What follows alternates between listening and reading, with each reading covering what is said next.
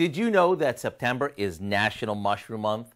Well, it is, and it has been since 1990, when President Bush signed it into law.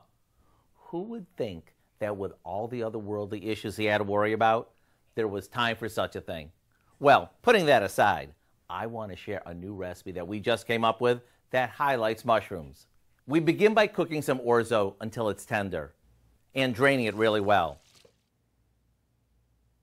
And just in case you're not familiar with orzo, it's a pasta that looks like rice, yet it's a bit bigger.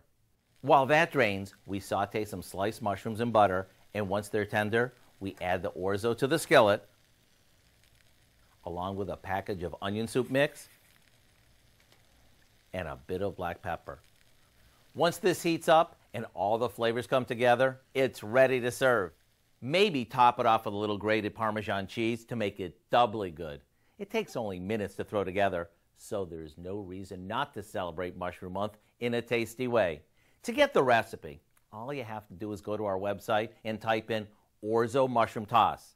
I'm Howard with Kelly in the Mr. Food Test Kitchen, where today we found a fun guy kind of way. Get it? Fun guy, as in mushroom, for you to say, ooh, it's so good. How is it?